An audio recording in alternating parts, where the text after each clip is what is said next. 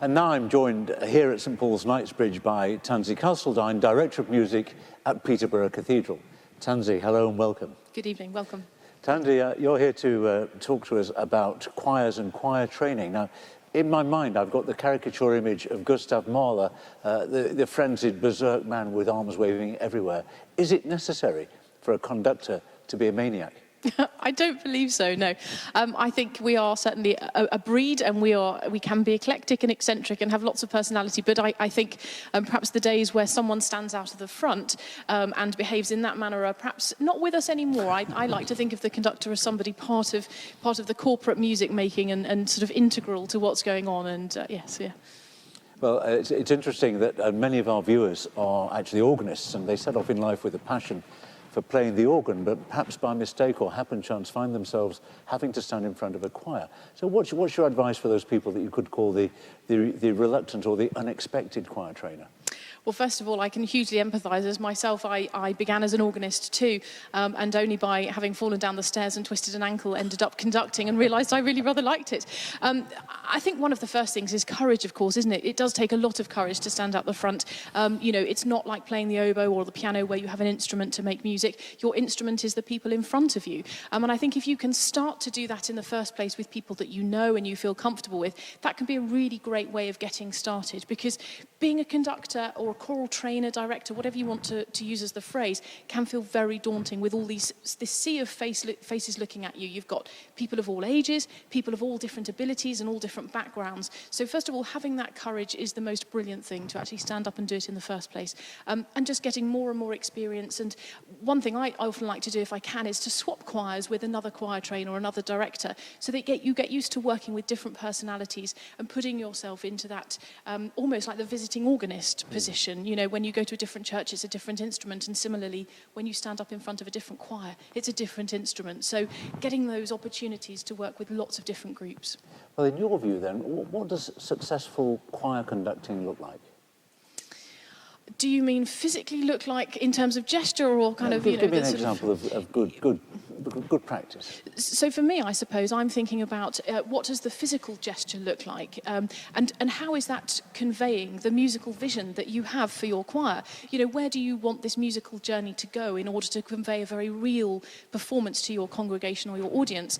And then within that, there's the preparation of the physical gesture and also all of the other aspects of body language that go with choir training. So your eye contact with the choir, the language that you're using, and the psychological effect that has on your choir.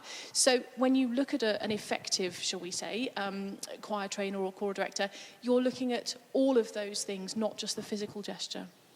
Very, very interesting. Now tell me, many choirs in the UK only actually have time to meet once a week. I mean, life is pressurised these days. What's your advice for getting the most out of that one weekly rehearsal? I think if you have only got one rehearsal a week, I think your planning in terms of your short, medium and long-term planning is really important. Do you know what you need to achieve in that one rehearsal that you have? And have you, as well as that short-term planning, have you made a medium-term plan for the term? And have you made your long-term plan for the year? And most crucially, are you planning for the people that are in front of you? Because we all have our pieces in mind that we might want to do at a particular church feast or a concert, but actually you need to plan for the people that are standing in front of you and the abilities that they have, and be realistic so that you can build them up and then use your time effectively. So perhaps if conducting and choral training is new to you, planning your rehearsal time, making sure that your chunking is effective. Are you doing warm-ups that are really relevant to what you're actually going to then expect the choir to do? Because if you haven't done that planning and it is quite new to you, if you're not careful, you can sort of not waste time, but not use it to the greatest effect. Again, very interesting. Now, the people standing in front of a choir director could be of any age and any ability, yet it's widely reported that singing is a very sociable activity and a good part of community life. So what's your view of singing as being a central part of community life these days? Oh, I think it's so important, and like many things, until you take it away, you don't know what you have, and COVID has been really quite unrelenting in taking away that sense of community of choirs that we have. Choirs have communities within themselves, as well as being choirs that are in church communities and things, or, you know, creating outdoor groups. and trying to bring together people of all different ages, all different backgrounds, and sort of celebrate their differences, but their common purposes, I think, is hugely important.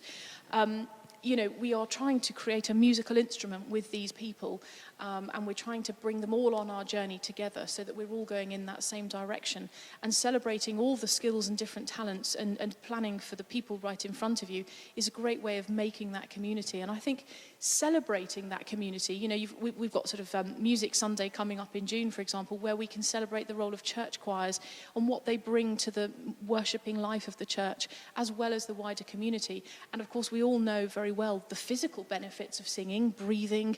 That's, you know, particularly come to the fore. I'm thinking with ENO's breathing project for post-COVID patients, for example.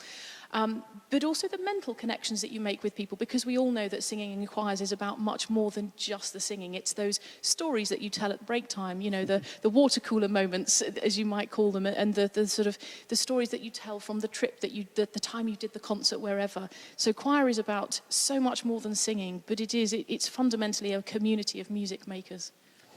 Thank you. And finally, in May and June later this year, you're going to be running some online workshops for potential choir trainers. Could you tell us something about what those courses might entail? Yes, absolutely. So we'll be looking at the nuts and bolts of basics of conducting, if you like. So we'll be looking at gesture. We'll be looking at the way you use language to communicate with your choir, the body language, you know, not just the way you stand, but your eye contact, how your hands relate to each other, what you do with each hand can convey, perhaps intentionally and also unintentionally, to your choir, and thinking about the psychology behind taking rehearsals, how you plan them, what music you choose. So pretty much a sort of beginner's guide across that whole course, if you like, to helping people feel more enabled in front of choirs, and to feel as though they have the skills to be able to carry that job out to a confident manner and degree in their own minds. Well, it sounds fascinating and much needed, and we're looking forward to it enormously. Tansy Castledine, ladies and gentlemen, Director of Music at Peterborough Cathedral, thank you. Thank you.